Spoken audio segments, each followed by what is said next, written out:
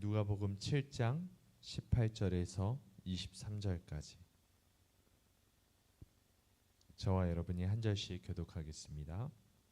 요한의 제자들이 이 모든 일을 그에게 알리니 요한이 그 제자 중 둘을 불러 주께 보내어 이르되 오실 그이가 당신이오니까 우리가 다른 일을 기다리오리까 하매 그들이 예수께 나아가 이르되 세례 요한이 우리를 보내어 당신께 여쭈어 보라고 하기를 오실 그이가 당신이오니까 우리가 다른 일을 기다리오리까 하더이다 하니 마침 그때 예수께서 질병과 고통과 및 악귀 들린 자를 많이 고치시며 또 많은 맹인을 보게 하신지라.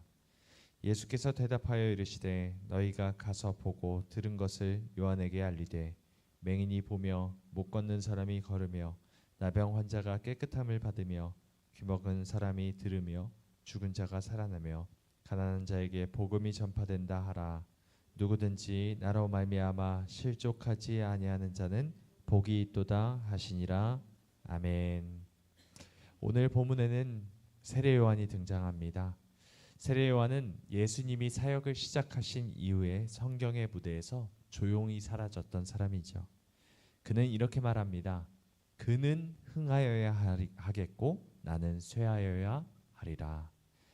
하지만 오늘 본문에 오랜만에 등장하는 세례 요한은 그 느낌이 사뭇 달랐습니다. 당시 세례 요한은 분봉왕 헤롯에 의해서 감옥에 갇혀 있는 상태였습니다. 그런 그가 어느 날 제자 둘을 불러서 오실 그이가 메시아 그 당신이 맞습니까? 아니면 다른 사람을 기다려야 합니까? 라고 물었습니다. 여러분, 세례 요한이 어떤 사람이었습니까? 태중에서부터 성령 충만했던 사람이었습니다. 장성하면서부터는 광야에서 살면서 하나님과 날마다 동행했던 사람이죠. 그가 사역을 시작했을 때는 이스라엘의 수많은 무리들이 그 말씀에 회개하며 하나님께로 돌아오는 역사가 일어났습니다. 예수님은 세례 요한에 대해 말씀하시면서 여자가 낳은 자 중에 가장 큰 자가 바로 세례 요한이다 라고 말씀하셨을 정도입니다. 그만큼 일평생을 성령에 사로잡혀 살았던 사람이 바로 세례 요한이었던 것이죠. 그런데 그랬던 그가 흔들렸습니다. 메시아에 대한 확신이 흔들렸습니다. 이분이 정말 메시아가 맞을까? 이분이 정말 하나님의 아들이 맞을까? 이런 생각이 들었습니다. 왜 세례 요한은 의심을 했을까요? 어떤 것이 그의 믿음을 흔들리게 했던 것일까요? 감옥에 gat혔고 자신이 언제 죽을지 모른다는 그 압박감이 그의 믿음을 흔들었을까요? 그렇지 않았습니다. 18절의 말씀을 한번 보시면 이렇게 말합니다. 요한의 제자들이 이 모든 일을 그에게 알리니 이렇게 말하죠. 예수님이 행하신 사역의 내용을 듣고 보고 실족하게 되었다는 것입니다. 여러분, 예수님이 어떤 사역을 하셨습니까? 병든 자를 고치고 귀신을 내어 쫓고 말씀을 가르치고 하나님의 나라를 전파하는 일을 하셨습니다. 그런데 세례 요한은 그것 때문에 이 예수님이 메시아인지를 의심하고 실족하였다 말하고 있습니다.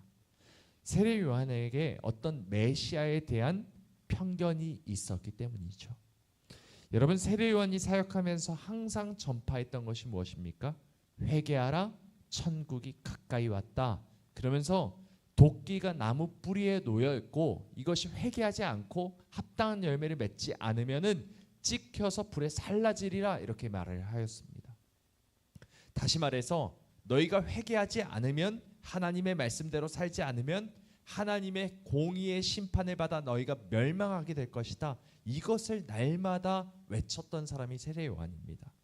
또한 그는 이사야 선지자의 말씀을 인용하면서 이렇게 선포합니다. 모든 골짜기가 메워지고 모든 산과 작은 산이 낮아지고 굽은 것이 곧아지고 험한 길이 평탄하여질 것이고 모든 육체가 하나님의 구원하심을 보게 될 것이다 라고 말을 했죠. 그러니까 세례 요한에게 있어서 메시아는 말세, 종말의 심판자였습니다. 메시아가 오시면 세상이 완전히 뒤집어지고 악한 자들이 끝장이 날 것이라고 생각을 했습니다. 악한 로마의 앞잡이들, 위선이 가득한 바리새인들, 기회주의자들, 하나님을 모르는 이 오만한 자들이 모두 하나님의 율법대로 심판을 받게 될 것이다 라고 생각을 했던 것이죠. 하지만 메시아로 오셨다고 하는 이 예수님은 자신의 기대와는 전혀 달랐습니다. 악한 자들을 심판하지 않으시고 이 예루살렘에서 활동하지 않으시고 자꾸 갈릴리 변방에서 약한 자들만을 돌보시니 세례 요한의 입장에서는 답답했을 것입니다. 예수님은 세례 요한에게 이 제자들에게 이렇게 말씀하시죠. 22절과 23절 우리 다시 한번 읽어보겠습니다. 시작. 예수께서 대답하여 이르시되 너희가 가서 보고 들은 것을 요한에게 알리되 맹인이 보며 못 걷는 자들이 걸으며 나병 환자가 깨끗함을 받으며 귀먹은 사람이 들으며 죽은 자가 살아나며 가난한 자에게 복음이 전파된다 하라. 누구든지 나로 말미암아 실족하지 아니하는 자는 복이 있도다 하시니라. 아멘. 예수님은 이 세례 요한의 편견을 바로잡고 계십니다. 바로 이것이 메시아의 사역이다. 이것이 바로 메시아의 본질이다라고 말씀하시는 것이죠. 이 마태복음 8장에도 이런 말씀을 하십니다.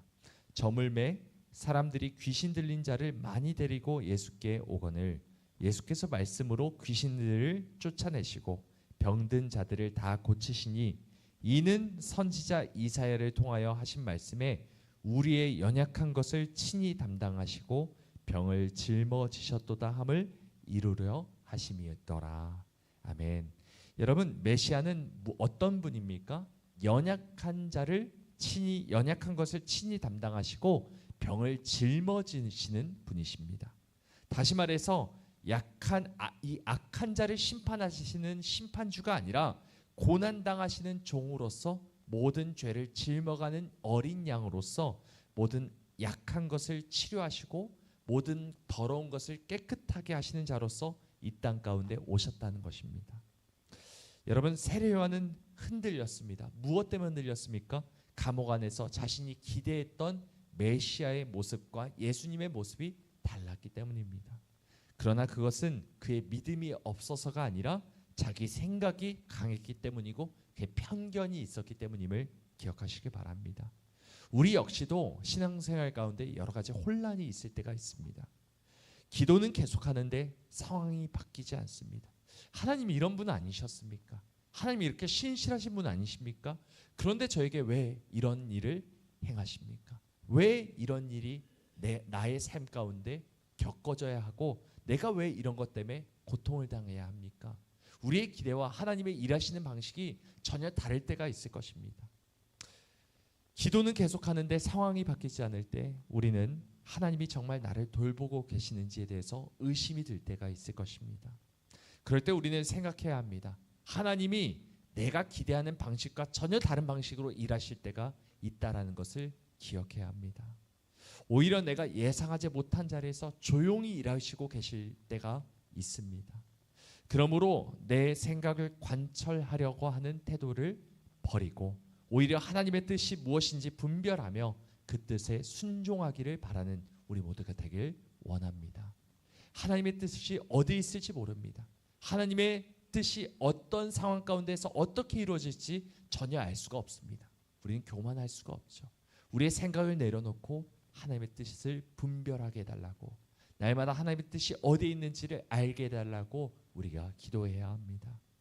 오늘도 주님의 뜻을 온전히 알기를, 그리고 주님의 뜻에 순종하기를, 나의 기대가 아니라 하나님의 생각대로 살아가며 그 뜻에 순종하는 우리 모두가 되기를 주님의 이름으로 간절히 소망합니다.